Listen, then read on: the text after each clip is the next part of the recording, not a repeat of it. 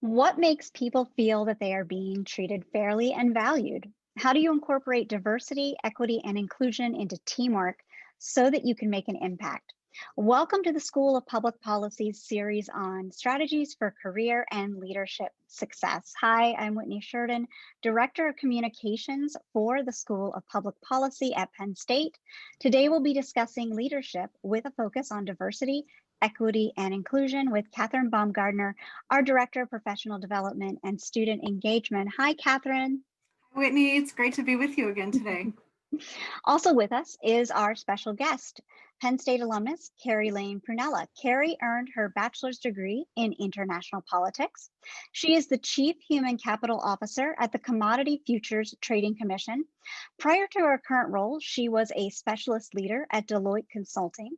She served as Deputy Assistant Inspector General for Administration for the Office of Inspector General at the U.S. General Services Administration. She was also the Director of Human Resources for the Office of Inspector General at the U.S. Department of Commerce and was the Senior Advisor to the Deputy Assistant Secretary for Human Resources at the U.S. Department of Health and Human Services. Welcome, Carrie. Thank you. Thank you for having me today. We're so excited that you could join us. And we're especially excited to have our audience here with us, and we want to encourage your questions throughout the discussion. So at any point throughout the discussion, please use the Q&A window or the chat, and we would love to have you join the conversation.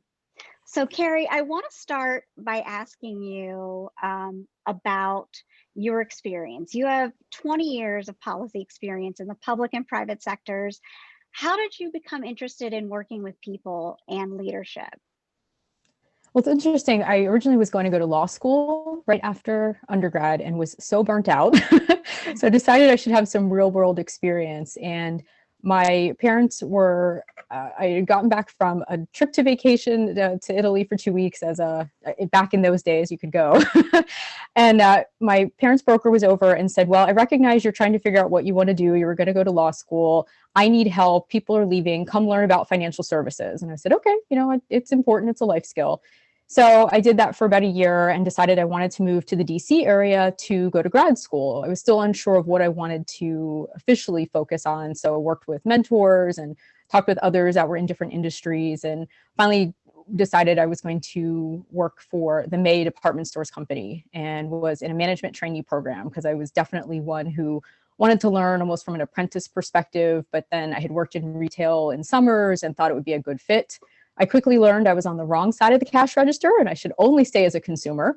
And so decided to go back to financial services and worked at UBS. And there I worked on a broker team. I did some financial planning, but I worked a lot with new people coming in and would train them and would help them have conversations. When you're talking about difficult topics or things you can't physically touch, like money or financial instruments, the relationship building was really key.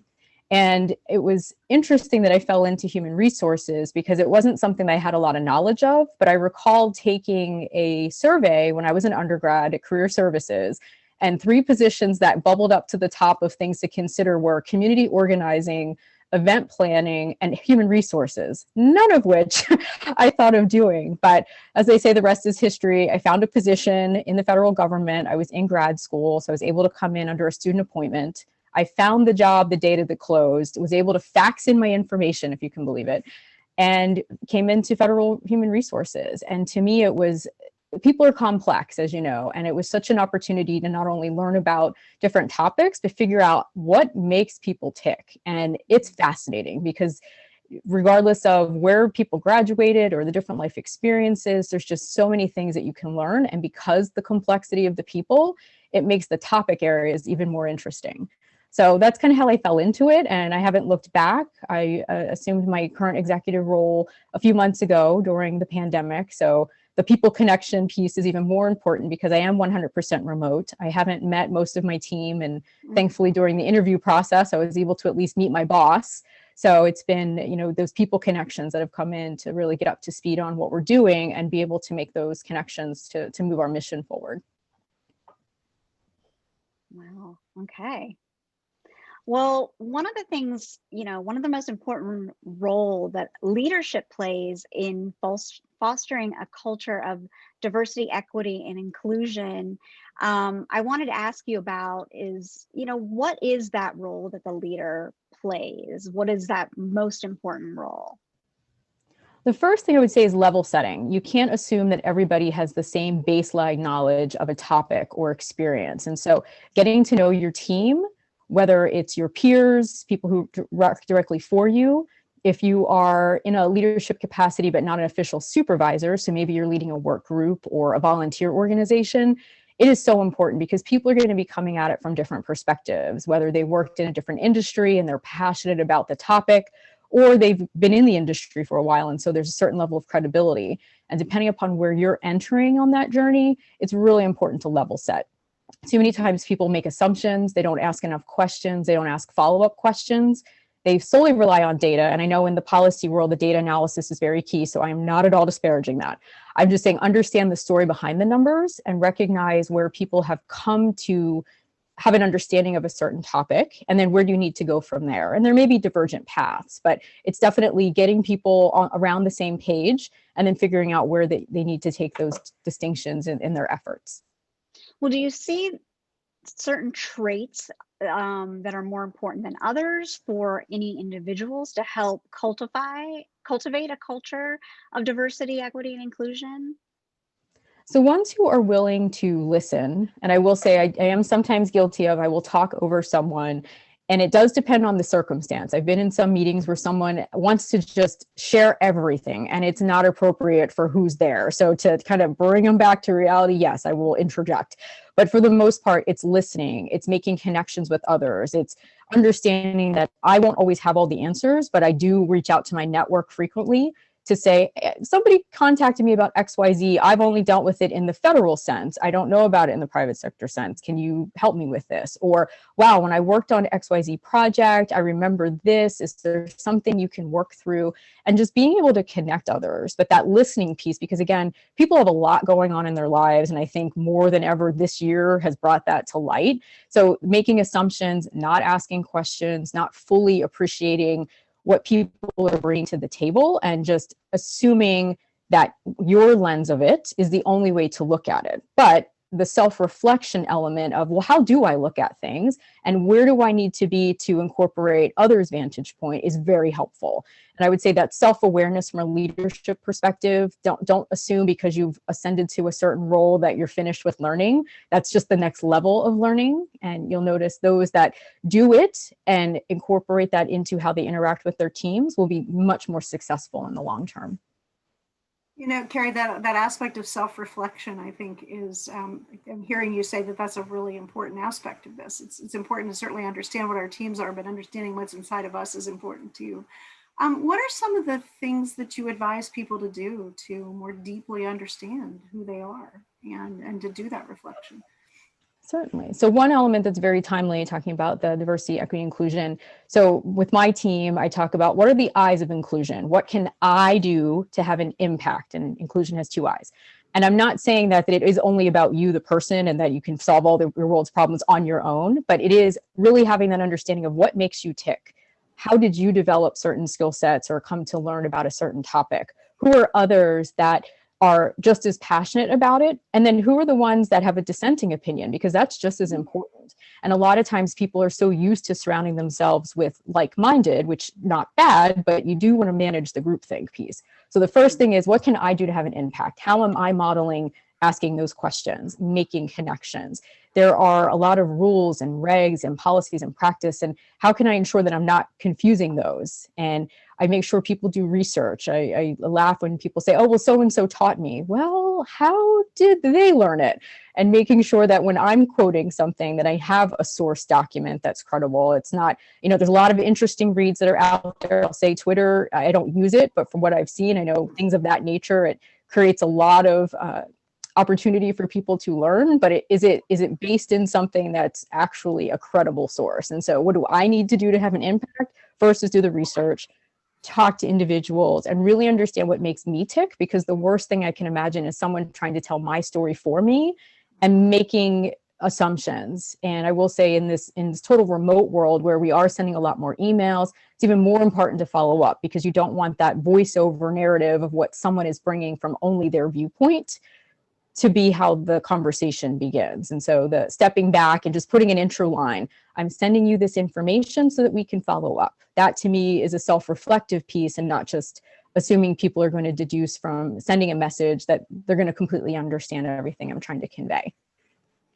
So talking about Twitter, what you just mentioned, and I know you and I have talked about this before, people can get very passionate, especially in advocating, whether it's in social media, in relationships, at work, whatever. Where do we make those impacts long term? You know, and you talked about going beyond the analytics. Like, how do we do that?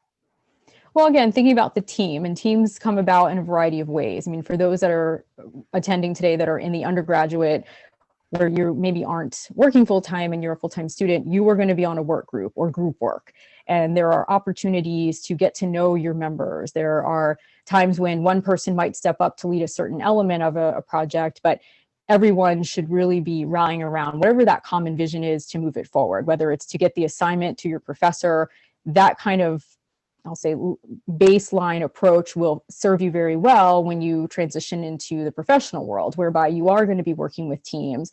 People are going to be looking at a concentration that you had in one way, and it might not be the same as what you have a passion for, to be quite honest. And it's not meant to at all extinguish that flame that you have for a certain topic. It's just that is one of those points in time where you should stop and really reflect on, okay, well, why is this person so passionate about X, and where are they getting their information? And some people do rely on the social media aspect of it. Others, like myself, I go on Facebook sometimes, so to speak, more for social, who got married, who had a kid, congratulations type of thing. But when it comes to kind of the meatier subjects, I really rely on more of those interpersonal connections I've made throughout the years. Or I love LinkedIn. I use that a lot from a professional perspective, because if I don't know something, but someone I know knows someone, could we do that warm connection and let's ask questions? And I will say the one benefit, I mean, there's so many negatives with the pandemic, but the one benefit of being remote is being able to have a lot of phone calls and meetings like this to connect with people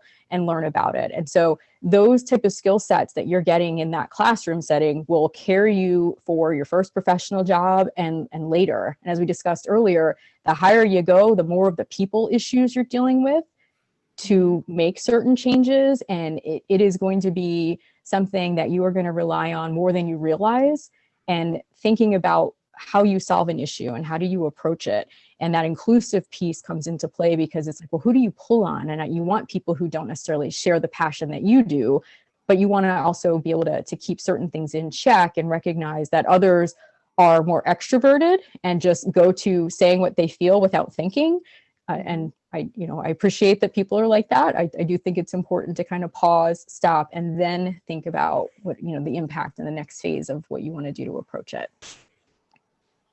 So go ahead. Go ahead, Catherine. No, go ahead, Catherine. I do want to remind everyone that we are taking questions, and I want to encourage everyone to join the discussion. Remember to use that chat window or the Q&A at any time throughout the discussion. This is so fascinating. Sometimes we jump over each other. Carrie, I really wanted to key off on what you were talking about with respect to how you could have found human resources as a career. And oftentimes diversity, equity, inclusion initiatives are seen as HR, or kind of an HR function. And you've talked about the kind of self-reflection and the ability of individuals to learn what it means and how they play that role. So how do you recommend, or what do you recommend for spreading that culture, if you will, beyond the perception that it's HR through an organization? And how can our students and our leaders on the call today become more effective? No, it is so true. So when you think of human resources, there's the office of, and then there's the human side of business. And the human side of business is owned by all, whether you are leading a school of public policy, a divisional program. It isn't just an HR function, but where HR can help is providing information about some of the data. Now, I will say one caveat to data: everything we get is volunteer. And I was actually in a meeting a couple of weeks ago with private sector and public sector HR directors where we talked about that very thing. You'll see a lot of times people are so focused on the data, but we're already somewhat dealing with a skewed data set when individuals volunteer it. So from an applicant perspective, they don't have to disclose anything about their gender and anything else. Same thing on once people become employees. So it's even more important that qualitative story behind the numbers and the cultural aspects where it's HR helping business leaders to understand how are your actions? Do people understand when you make a decision that there are facts that you utilize and you didn't just come to it because you felt like it, and that people trust that even if you made a difficult decision, that you come about it with a place of what's the impact, and is it a financial matter? Is it a social issue? What's the long-term effects of something? You can make a decision today based on data, but tomorrow could change. And how are you letting people know that you will look at that more broadly? So thinking it's just an HR issue, anyone who's a manager knows that, 40% of your life is the technical part, the other 60 is the people side of it. And so I always will remind individuals when they're coming into an organization that I know my office is here to help you with these things, but we are coaching you. You are the players. When the whistle blows, you are in the game. And here are the things that you need to understand. And that's a sports reference for anyone, not any particular sport, but most of us know, and really helping them along that journey. And then where they would like additional assistance. So is it coaching for them or their team? Are there team building opportunities? And something that I'm doing with my group is we're all taking Franklin Covey's 7 Habits again, because there's people we work with who use that terminology. And some of my team are like, I don't know what they're talking about. I said, well, let's talk about that. Let's really think about it. And that's part of practicing what I preach. So within my organization, helping to influence the culture, and then using that to help others who think, oh, well, that's just an HR function. It's like, no, it's a partnership, but here's what you own. And here's the parts of it that as a leader, you need to recognize, whether your first job or at the executive level, these are elements that you will have and will influence your direct team members. So what commitments should leaders make to help achieve a successful DEI plan? Well, the first thing is committing to it. And I would say it's more than just issuing a statement for or against something. It is really about, well, what are you doing to connect with your staff? How are you talking with them? Are you doing it? A lot of times people think, well, I don't have time to connect with everybody. Well, a half hour every month, yeah, that depends upon how many people you have, but making the rounds and just showing people that you legitimately are interested in what they do day in and day out. If you're talking about a company, what do they do to earn profits? If it's in the federal space, what I say is, what's your connection to the mission? What is the line of sight you have for the day in and day out of what you do to what our agency does? And if people don't have that connection, well, let's talk about it. And where are they coming from that we can allow them to have those conversations? And then better yet, be the advocates for bringing other people into our organization and helping to myth bust. Because again, people are not always at that same level of interest or experience on topics. And so rather than assume, have those kind of level setting conversations and getting to know people and doing it in a way that isn't just going through the motions, checking the box, but legitimately, right. The more frequent you're doing it, the better connections you're having. People are more inclined to then follow up with a quick call or IM or whatever is the agreed upon way to connect with people. But just creating that as part of the way you operate, because it will make when technical or true issues come up, you already have that instant trust. The other thing is, don't assume your leader is too busy. I didn't want to bother you, you were too busy. Well, when something happens, guess how busy I'm going to be trying to recreate history. So I'd rather have those kind of informal or formal, depending upon, what's appropriate for, the venue, and just being able to make those connections. So go ahead, Catherine. I was just going to say, picking up on what you were talking about and thinking about the importance of data. Where are the accountabilities? And from your experience, what do you actually measure? And how do you report? How do you share that information? How do you know that you're achieving this goal of diversity, equity, and inclusion? So there's twofold. We have certain reports that are from a compliance perspective, which again, that to me, it's a necessary, but it's not the only way. And as I said, because a lot of the data points that are requested by these external entities are volunteered by our employees. And so we're already starting behind the 8 ball, so to speak, because it's voluntary. So what I would like, and what I've been telling my team, and I've been with my current role, about 8 or 9 months. And so what's the story behind the numbers? And one of the first thing I did was connect with our affinity groups, because I wanted to understand the various ways that people came into our organization. What are you all members of? What are your members of? How can they help us to not only promote the organization, because again, not a lot of individuals are as familiar with what my particular agency does, but just in general, when you're trying to promote your organization and understand the people behind the scenes, that helps a lot with getting that story where you can talk about the connections you made with, Hispanic serving organizations or HBCUs, if you're looking at kind of the collegiate level, other professional organizations that have a diverse membership group, or just figuring out different ways that you can present information to individuals that will help with getting the data where it needs to be eventually. Part of our metrics that we're starting to create, we're actually doing a full refresh of our performance system, because we want it to be more of a performance culture where people understand, again, that line of sight between what they do day in and day out and what the agency needs to push forward. And there are a lot of private sector entities that do that as well. And getting it away from just box checking on a performance appraisal form and really get it about, how do you know in your workforce you're making those strides? And yes, there are some demographic data points that we need to answer, but really when you're talking about, well, I was so excited we were able to recruit somebody who was #1 in their class at XYZ, and they did this in their professional career, and really talking about those stories versus just the numbers. Exactly. I was just thinking about that, because a lot of times, we need to look beyond the hiring perspective, and it's much more than that. Can you talk a little bit about what do we need from our communities and institutions to help promote this model of social change and leadership development and go beyond the workplace? And it's so much more than that. Well, and I think right now you'll find, because people are more at home and they're not going out and being social in the traditional setting, where it does present an opportunity for people to learn about not only different topics differently, connecting with others.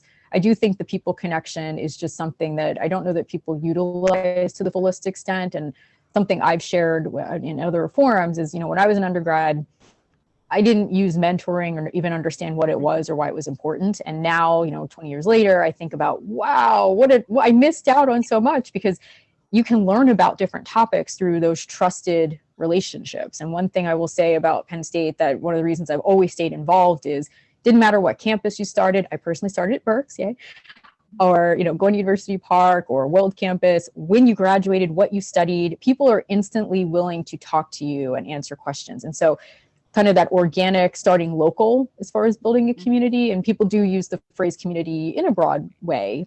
For me, it's always thinking about topics, looking at different information of, okay, this is something I don't know about, but this person does. How can I learn about it? And that willingness to continuously do that and build connections. And then if you're talking to one person, you're like, oh, I remembered so-and-so mentioned this. Hey, let's come together and maybe do a small chat like this, where you can get together. You don't have to travel necessarily, and you want to be socially distant. And just being able to grow it almost organically and really starting to get to know people. As I said before, that level setting and making sure that people have at least a common understanding. I'm not saying they're going to have the same level of passion for something, but a common understanding, and being able to ask questions and reach out to their network to do that, I just think is so key for building your community and strengthening it. I just wish more people did it kind of the way Penn Staters do. And I want to encourage questions. Remember, we are taking questions throughout the conversation in the Q&A and in the chat at any time throughout the conversation. Yes. It's interesting. You talk about you wish other people would do it the way Penn Staters do it. And I think sometimes employers maybe don't know the difference between diversity, equity, and inclusion themselves. Mm-hmm. So how would you, from your experience, what have you seen with respect to employers level setting, and then level setting the message that they're sharing with their teams, so that they do, and everyone is on the same page with respect to understanding the cultural approach? Well, something that comes to mind is when I was an HR director, and because I was in a small bureau at that particular agency, I was also the chief diversity officer and the chief learning officer. So by value of wearing those three roles, I would go to these different meetings. And it was interesting. A topic would come up, but the diversity group would look at it from one lens, the learning group looked at it from another lens, and the human resources officers looked at it from a third lens. And I thought to myself, why aren't you all talking to each other? And because I was a very small organization, it was a one-woman show, so to speak. And I noticed that others were in the room, but they weren't talking to their peers. And it just boggled my mind that we're all trying to solve something, but we haven't yet come together to truly understand, here's one topic with three different views, instead of having three different views and never sharing that information. It was very mind-boggling to me. So one of the things I would do during those meetings is say, well, interestingly enough, 3 days ago, I was just in such and such meeting, and I know that this person reports to you, but have you had a conversation with them about what we discussed? Because you're looking at it from a numbers perspective, but the learning group is looking at it from a how do we train people? Well, are we sending people out to learn something separately, or could we do some group training or group interaction where people are looking at something with a similar script, and then again, where they need to divide and conquer, that's fine. And it's a simplistic example, but it was something where you have these separate entities trying to solve something without first looking internally to say, how can we bring people together and look at this topic from all of these lenses, and having that cohesive message. That's where a lot of times we run afoul of our employees, is because, well, one person says one thing, well, they're only looking at it from their lens. Someone else says something else, and they have not come together to understand that we are looking at this from a variety of viewpoints. Here are some of the following, and bringing people along for that journey. You don't feel included because your leaders haven't included themselves in a conversation. So how would you expect your staff to make those connections if you yourself are not working with your peers to make sure that you are looking at something in a collective, collaborative manner? We have some questions coming in, which is fantastic. Good, and again, good. I want to encourage everyone to use the Q&A or the chat at any time. The first one is, as a leader or team member, what specific actions do you take to allow people to bring their authentic selves, gender, race, abilities, mental wellness, and foster a safe community on your team? Sure. Well, the first thing I recognize is some people are, like myself, extroverted thinkers. We, in the moment, will talk about something, or we're going to brainstorm out loud. I have others on my team that need to hear something or read it, will not opine in public because they're very shy. And a lot of times people will take shyness for indifference, or they don't understand it. That's why they're not speaking up. And so the first thing I say is level set. Look, I tell them I'm going to ask a lot of questions because I want to understand. It is not meant to irritate. It is not meant to interrogate.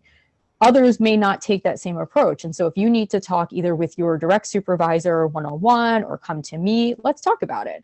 And ways that we can work in small groups versus 25 people in a room.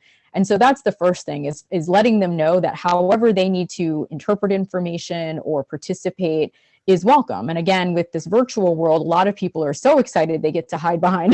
They don't have to turn on their cameras necessarily. And so they are able to be more authentic. It's just then, well, how do you translate that when you're not sitting in the room with others, or you're not walking past them in the hallway? And so again, it's just giving them not permission, but just showing that, no, I want you to tell me how you're looking at things. Because if it's something where maybe I don't have the experience, I can connect you with others, or we can talk about it and I'll look at themes, and then we can talk about it from a thematic perspective versus trying to put someone on the spot, because some people are just not comfortable with that. And one of the ways that I've been able to do that in my current role is that very thing, and just explaining, I'm going to ask you questions. I want you to know it's not because it's a place of passing blame or assumptions. It's, again, understanding and looking for those areas where we can put our best selves forward and really understand that the day-to-day work we do, if it's a burden on you and there's zero benefit to our constituents, maybe we need to do something else. And you all are frontline and can help me with that. And if there is something where we need to connect with groups differently, what does that look like? And having them as part of the solution, not just me telling them, this is what I need you to do. And I think that's been really helpful. So following up on that, one of the questions I was going to ask you was, do you think looking beyond demographics, maybe gathering data on experience, attitudes, and point of views, that's important? It is. That's where I was. That makes people comfortable. Yeah, the story behind the numbers, definitely. Yeah. I think some people are more comfortable with numbers because they are what they are, but it doesn't get to the inclusive factor, and being able to really understand, well, yeah, but how did we get there? And where do we need to go? And is there, a lot of work behind different maturity continuums of what organizations look like? Okay, well, where are we on that spectrum? And I know we want to be higher. So what do we need to do? And who do we need to work with? And are there things that, again, if it's a burden on us, and we're not connecting with our constituents effectively, then we need to be changing something. And that goes back to that eyes of inclusion. What can I do?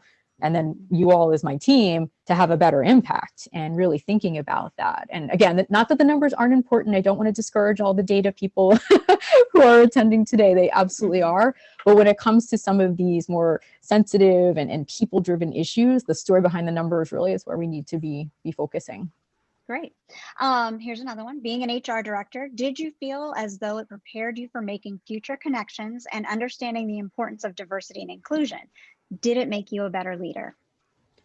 I think it did. And actually, when I was the HR director, I also was the vice chair for the department-wide Diversity Inclusion Council, which was interesting because you weren't only dealing with, say, demographic differences, it was also size of a bureau. So one bureau that was tremendously large, had a lot of resources versus smaller bureaus, and they would feel like they were kind of the outcasts. And so because they felt the bureau wasn't respected, the people didn't feel respected.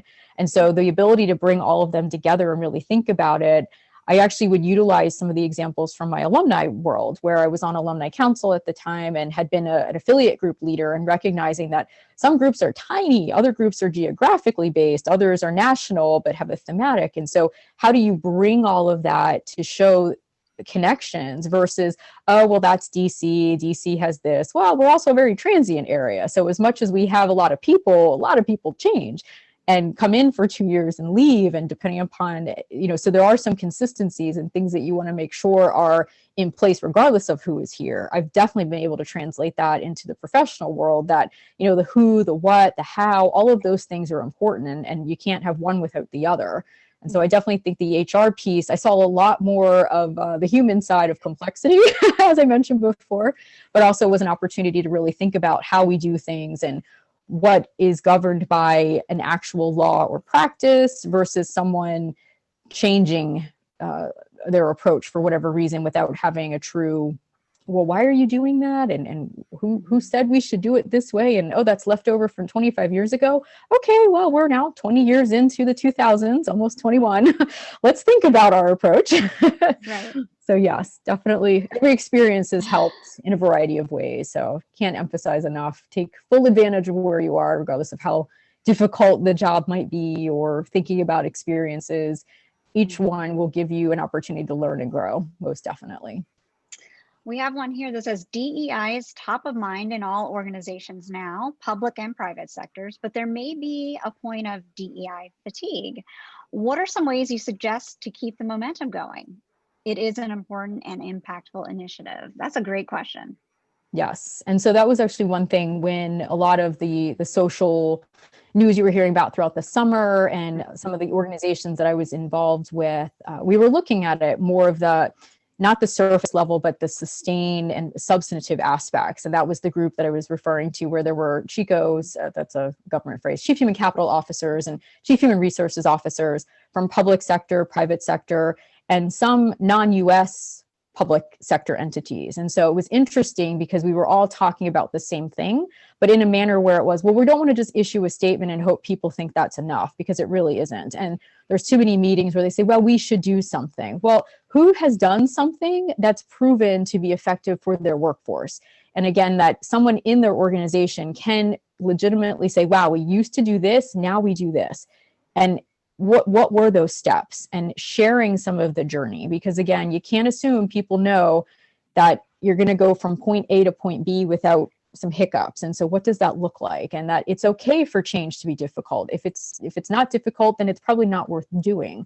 And so understanding that although it's top of mind to many, which is great, it also brings a lot of people, I would say, out of the woodwork who have their ideas of it. And I just want to make sure that the sources we're using are, number one, credible, and that some of the examples of people who have come before us and made those sustainable changes, please share that with others. Or if we have things that we're doing, sharing it with other groups to be able to say, this is how we got from A to B. Here was the tough parts, and here's how we managed that. And these were the things that when we actually had our employees involved, and that's where I said, reaching out to affinity groups, because their members are already thinking about this topic from a specific way. And so bringing affinity group leaders together, if you have an organization that has those sort of things, sort of groups, or in the collegiate setting, we have a lot of interest groups that are, in college clubs, and looking at it from that perspective. How are people joining? How are people feeling welcome? Can we model some of that in a broader setting? And I do think using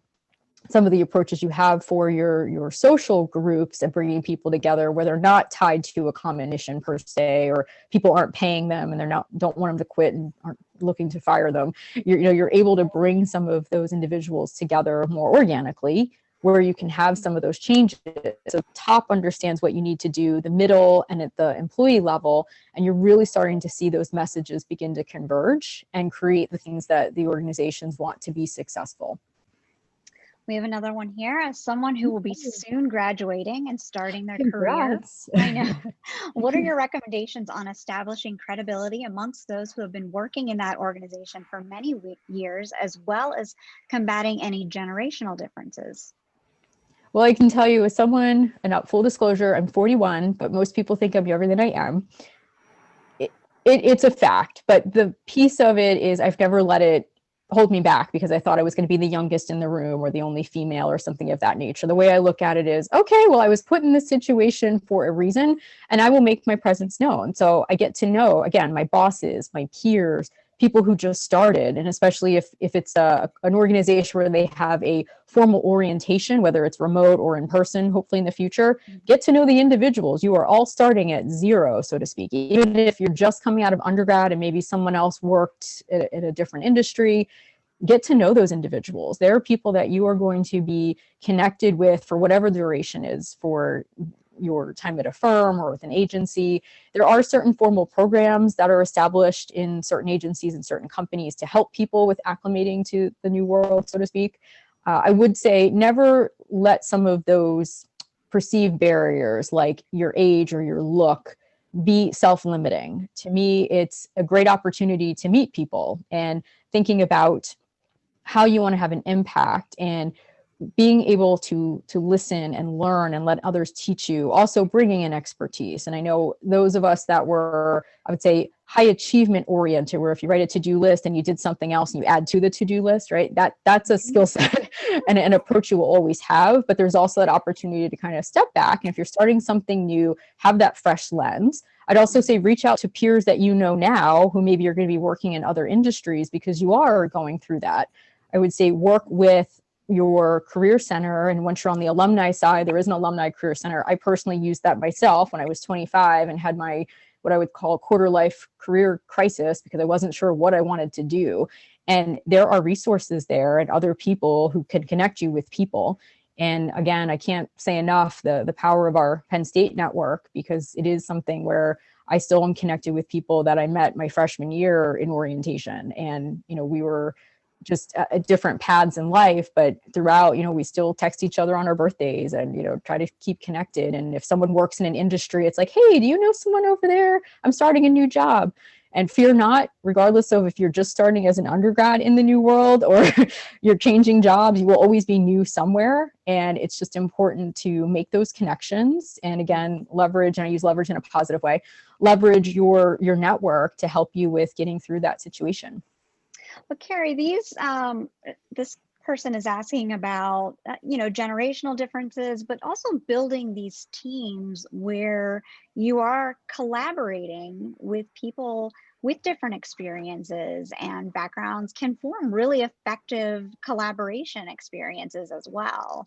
Can you talk a little bit about how that can be really beneficial to you in teamwork, in your career in the future as well? Well, it goes back to, again, so the eyes of inclusion, as talked about kind of my theme, your impact, but it isn't just about you and in your own little world. And so it is reaching out to others who people do like to talk about themselves. And so tell me about your experience in doing this. And, oh, I noticed that you were leading XYZ project. And I know from when I was in the consulting world, we were of teams of a variety of sizes and variety of backgrounds. And so it was a great opportunity for the campus hire to ask some of us that had been working for a while, what are some of these things that we could be working on? Or, oh, when I was at an internship, we tried XYZ or systems. I mean, the systems we have and some of the software programs that people who graduated, even when I graduated in 2001, maybe aren't as savvy as the individuals who are graduating now. And so bring that to bear and talking with the people that you're working with, or if someone seems to be struggling with creating something, offer to make that connection for them or offer to help them with learning how to do a certain system. And it's things of that nature that I think help to break down some of those entry-level barriers. And there will be times when it is different and difficult, and not every culture will be as welcoming. And so looking for the signs of that to tell you that this is a great experience, but maybe my welcome, I'm done working here. And it might not be because of a generational thing. It just might be you have a certain passion for something, and the speed in which the process works might not be what you're accustomed to. And so maybe that's where you go to a startup or to a different kind of industry that has that sort of approach. But the same rules would apply. You're always potentially going to be new someplace, and it's just coming up with those different ways to ask questions, to meet the people you're going to be working with, and figure out those areas where maybe you have a strength, someone else is not as proficient, and figuring out a way to work together. You touched on an interesting theme about how to navigate an organization and how to work from a DEI perspective. I'm just curious about the other piece of that equation, especially for our policy students. And so that's what do our future grads need to understand about approaching policy from a DEI perspective? Definitely. So the first thing to think about is, and I was looking at the website to prepare for our time today and just looking at the different concentrations. So there's health policy, there's an international component, and thinking about the passion you have for that concentration.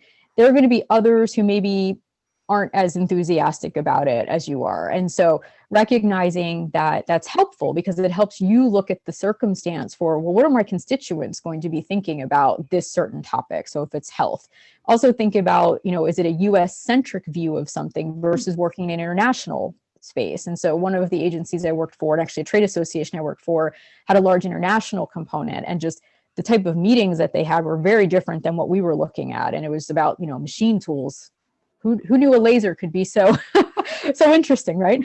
And so thinking about it from, well, this is the passion I have for this topic, and someone else would say, well, this is not how we use it here. So I acknowledge that. I'm not saying what you're doing is wrong or different. It's just, it is different. And so acknowledging that, but also a learning opportunity. Say, okay, well, then how does this work in your company or in your country or in what have you? And that's where that team building and teamwork, and I was so glad to see that part of the curriculum actually has that team and kind of the human side piece of it, because the topics are great, learning how to analyze, learning about bureaucracy, and bureaucracy can sometimes be shown as a negative. It really is just understanding there are hierarchies, but every industry has a different approach to it. And so as you're looking at how do you enter into it, who are the key players? If it's a topic where there's interest in the private sector and the public sector, great, learn about that. Talk to people who work in those fields to get that understanding, because you may be working for a company that when it comes to market, it's not as well received, and you have to think about, but I love it and my company loves it. Well, if it's missing the mark with your consumers, why is that happening?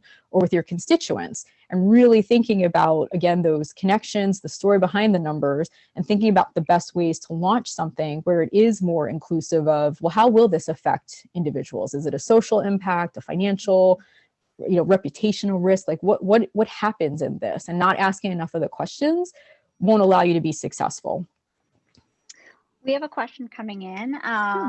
In my DEI work, I have a coworker who's pulled me aside and say they don't feel diversity includes them and their personal beliefs, and that by DEI, we really mean a set value system and not accepting a diversity of opinion and lifestyle. For example, holding strong views regarding family roles, gender identity that are not progressive. They feel not accepted and afraid of repercussions because they hold those beliefs. What are your thoughts on this?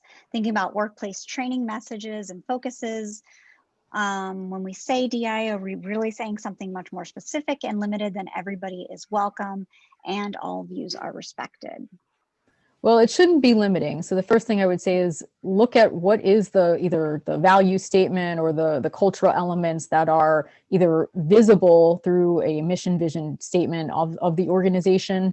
I would say now more than ever, we are looking at the flexibilities of things. And I can tell you from personal experience, when my daughter's school went to virtual, many people on my team were in the same boat. And so there was no longer your lifestyle, everybody was in this together. And I know people say that a lot, but the reality was we did need to start rethinking. When we talk about valuing teamwork, we really do. And we know there are so many things going on in people's lives that we can't just make the assumption of, well, what's happening in my world is the same as someone else's.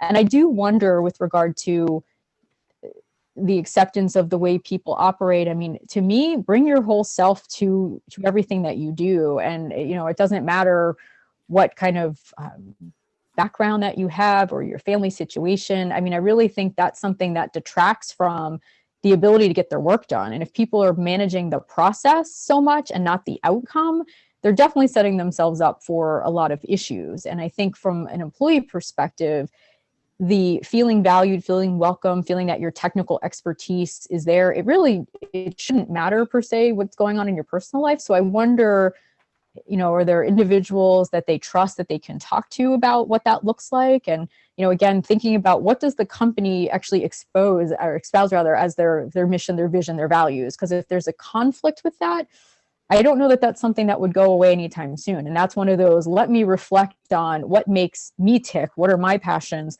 What's my North Star or compass? And if there's a big conflict, it might be an opportunity to think about some moves in that regard.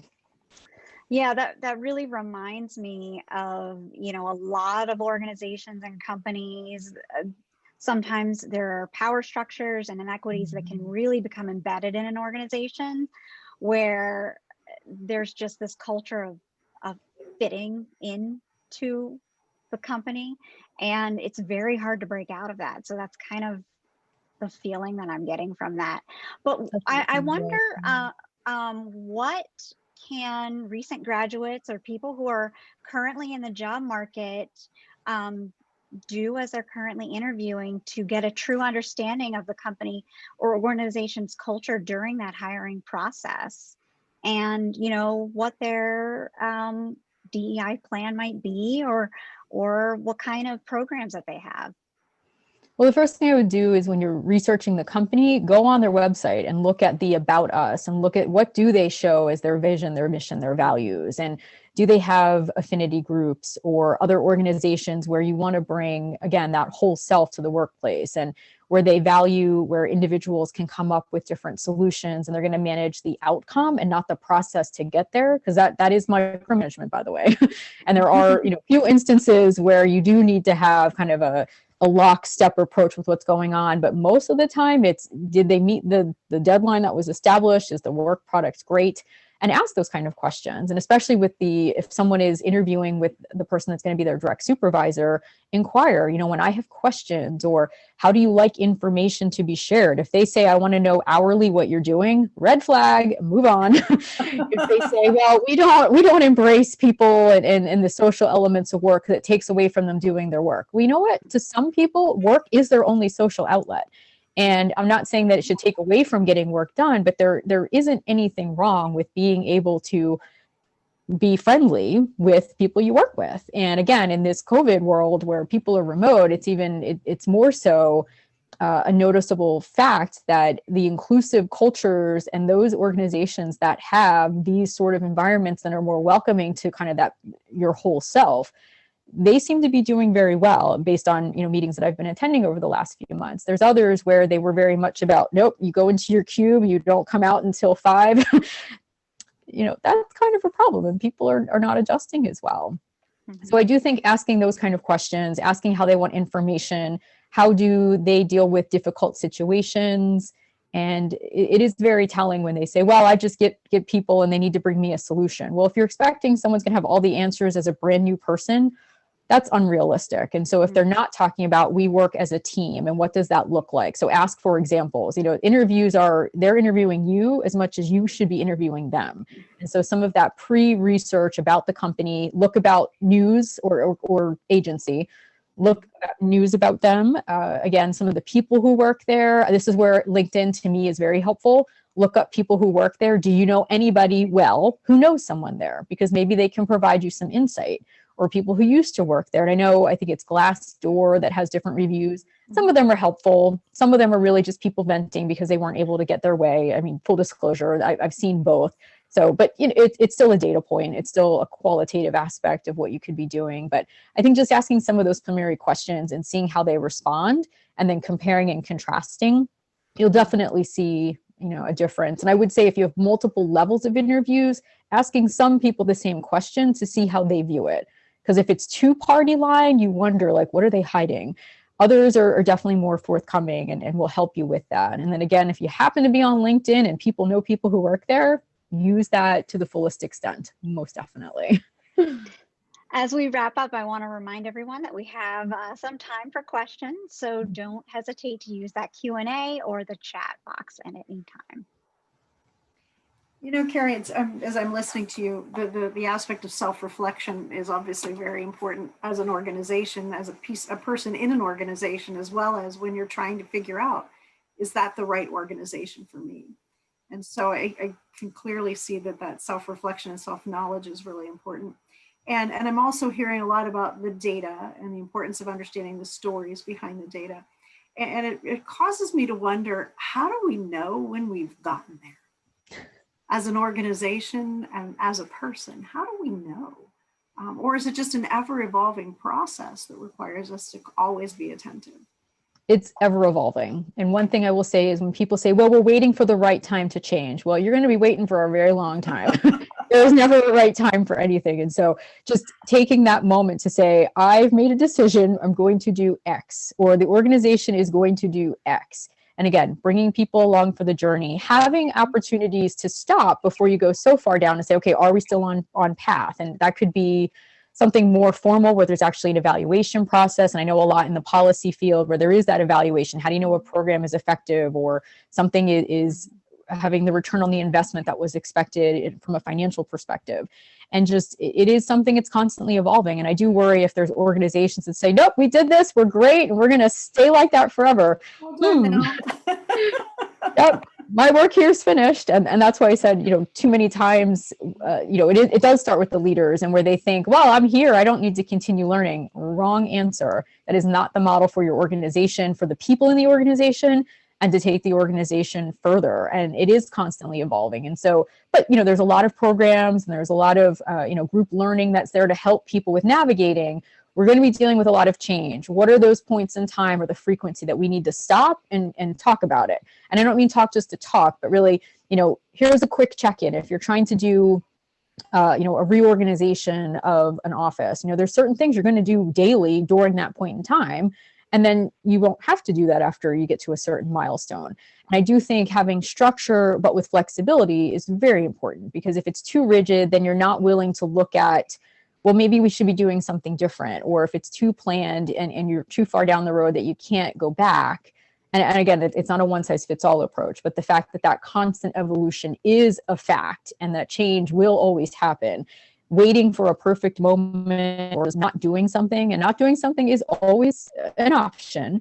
Not one I would recommend, but you know, sometimes it is, you do it. I'm a big advocate of the word pilot. So is there a smaller subset of something that you can test it out?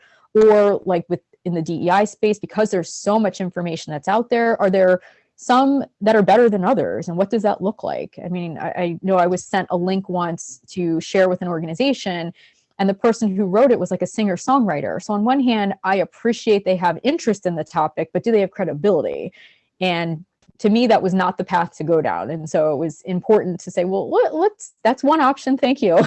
Let's look at some of the other things that are available. And again, but that constant and showing that you genuinely are interested in that continuous learning.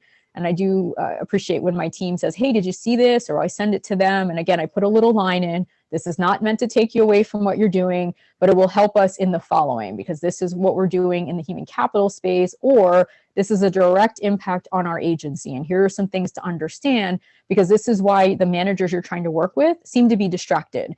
It is a huge deal in the world. We need to manage it. Here's how we can help them behind the scenes. So I want to remind everybody, we have a few minutes left. If we have any last minute questions, now is the point to use that Q&A window before we wrap up. But Carrie, any final thoughts or last minute words of advice before we wrap up, while we wait for any last minute questions? Well, I want to emphasize again that eyes of inclusion, and you have to start somewhere. And I recognize that this is a topic in the social world that has just so many different aspects to it. And then what does that look like in a business setting and from the policy perspective? And I can't emphasize enough that there's so many theoretical aspects of what you'll learn for those that are still, in university, whether you're undergrad or grad, but making those connections and having that teamwork and really looking at a situation from all viewpoints will help you be more successful in your endeavors, because the passion you have for a certain topic, although it might not be shared with others, you can at least be able to articulate why you feel a certain way or why you're pursuing something in a certain manner, and being able to reach out to others, whether you're working on a team or you're trying to push through legislation where there's going to be competing values, competing priorities, and just really thinking about where you fit in it, and then where you need to make those connections to either deal with those areas where there are common bonds. That's great.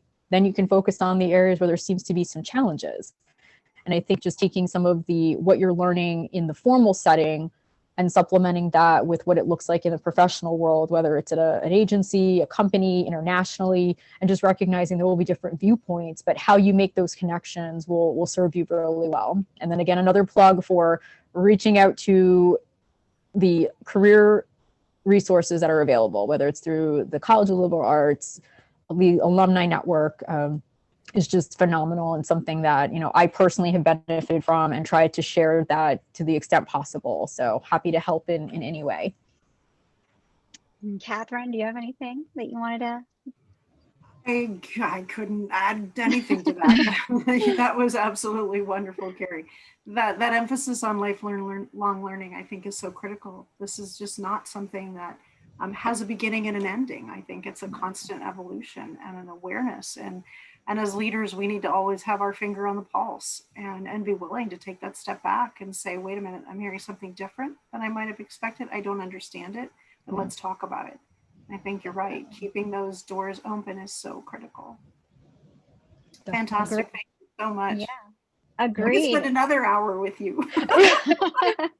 I only get one lunch hour. I know. But another time, definitely. So great to have you with us. Definitely. We'll have to invite you back to talk about all the great work that you've done in the public sector. So thank you so much to our special guest, KerriLaine Prunella, and thank you for all of your great questions. We hope that you'll join us on Wednesday, February 17th at 11:30 when we talk about having difficult conversations. You can watch past events from this and other series from the School of Public Policy at publicpolicy.psu.edu.